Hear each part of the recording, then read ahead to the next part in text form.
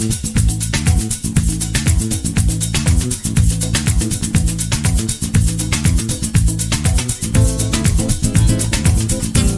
today we're going to talk about the 4 stages of raising capital for a startup. We're not going to go into great depth in each one of the stages. I want to give you an overview of the process so that you can be prepared for our next videos, which will go into depth on each one of those.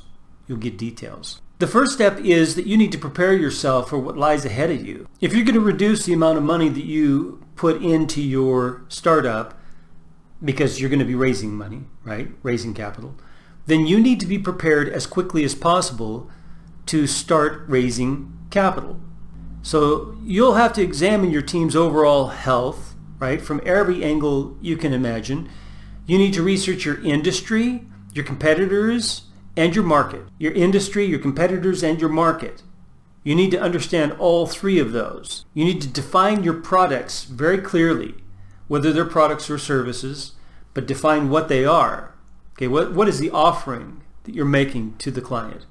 You need to also prepare financial projections, realistic financial projections. So if you've ever watched Shark Tank, right, then you'll realize that one of the things that they shoot them down on is unrealistic financial projections, exaggerated ones, for example. You also have to determine how much money to raise, plus decide whether you want to use debt or equity. We talked about debt and equity in the last video, debt versus equity. So the preparation required at this stage is very time consuming, is very intensive work, but what you're doing is you're educating yourself so that when you tell people what you need, that you have clear rationale behind those choices. That means it's going to be easier for you to figure out who to approach and how to ask for what you need. Very important. You don't want to look stupid. And if you watch the Shark Tank, for example, I'll just refer back to that. There are plenty of people who look stupid on that show because they're not ready. They weren't prepared. They didn't do that hard work in advance to figure all these things out and prepare the information and make it look like they know what they're talking about and why they need this and why they need that. You have to take the time. If you're not willing to take the time, get out of the game. It's not going to work for you. Just remember that as you approach investors, they're going to be asking you all of these tough questions and more. So you've got to be equipped to be able to give relevant information, answer those questions, look knowledgeable, look like you know what you're doing, look like you've done your research. Because if they detect this lack of confidence because you haven't done your research, if it's lack of confidence for other reasons, that's another thing. But if you haven't done your research, they will see that.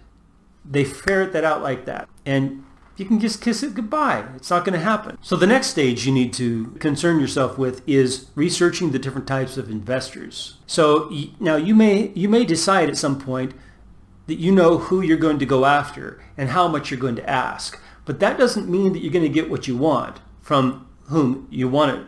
So the thing is that with financial matters, the more options you have, the better you are. That means you always have a backup plan. If this person doesn't work out, you can go to the next one on the list. So you've got to have like a list of investors and prioritize them and know what you're going to ask them for. And if the first one doesn't work out, go to the next one, go to the next one, go to the next one. You've got to be prepared with backup plan, not just, oh, this is the best one, let's just go ask him. He's going to give us what we need. Not likely. You're going to have 2, 3, 4, whatever you need. Just keep enough of them there so you can keep playing the game until you get it. So when we think about investors, we can think about taking on another founder. We can think about our family and friends. We can think about venture capitalists, angel investors, right?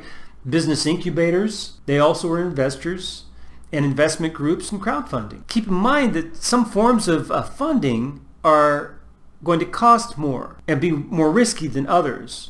You're going to lose more, for example, you're going to lose more of your ownership of your company through equity in some cases.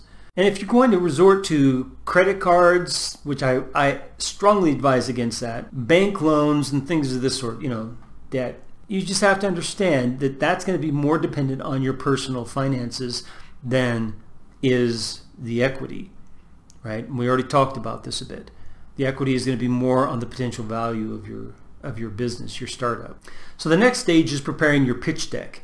The pitch deck is the presentation, and it needs to highlight the most attractive aspects of your business, the things that are going to attract an investor to invest their money in your business, in your team. So you need to keep your target audience in mind and know what's important to the investors. This is really key to having a successful pitch deck. Usually you just want to have like 10 to 15 slides with information about your company, your team, competition, target market, milestones, future plans, and funding requirements. That's enough right there. So when you have this information, then you can give this to the prospective investors, and then they'll be able to decide what they want to do and whether that really is aligned with their interests or not. That's the whole point of a pitch deck and the presentation. It's not to convince them, it's to put enough information in front of them so that they can decide whether this aligns with their interests and what course of action they want to take. Those are the two main reasons for the pitch deck. You're assisting them in those two things. If you watch Shark Tank, then you'll see that these people who come up and do the presentations, they make their mistake exactly on this. And when they push too hard on trying to convince the investors, then it falls apart. It just makes the investors angry most of the time. So you need to just be putting this information out there very intelligently, answering the questions, showing that you're knowledgeable, that you are ready to do business with the pros. And then they can take that and see, is this aligned with my interests, and what do I want to do? What kind of course of action do I want to take? So the next stage is networking and finding potential investors. Now, in networking, it's hard to know too many people. All right, you literally can know too many people, but you have to remember that when you're networking, you should not be constantly promoting your business, because then it's just annoying. Have you ever had someone who just comes up to you and right off the bat starts promoting their business? Instead of saying hi and getting to know you a little bit, even with a few questions. I mean, they just start into their business. It's rather annoying. So you need to make sure that you're helping other people, because when you help other people, you're going to gain a reputation, a positive reputation, and that's going to come back on you. Because when you need help, then you can reach out to them. You've done something for them, then they're going to feel like they owe you, like they're obliged to help you. It's a very tricky way to get your network activated, okay? By helping some key individuals. And especially if you help the key individuals who are strong at networking, that word of mouth will go from them to others in their network. And you'll get help from other people as well. So you need to remember that, you're going to face rejection whenever you start pitching your business. And some investors are just not ready for an opportunity right now. Others, your concept doesn't fit with what they're doing or where they want to be going. And if you know this before you start talking with them, if you know that that's their orientation, right, then you're going to save yourself a whole lot of stress and headaches. And my last advice in this area is that when you start to research investment groups and resources online, you need to not get caught up in the whirlwind of the internet and never actually do anything. It's very easy just to be overwhelmed with all the information that you have accessible to you and trying then to organize this massive amount of information of these contacts and these companies. And you're focused then on the technology of organizing this information, right? Or what? More research. You don't need that. You don't need that. Set yourself a limit. Say, I'm going to find 10 companies to contact, to research first, and then contact. And so you go ahead and the first 10 companies, when you get 10 companies done, that's the cutoff. You stop gathering company names. Then you start researching those individual companies, and then you mark off certain ones that just don't make sense.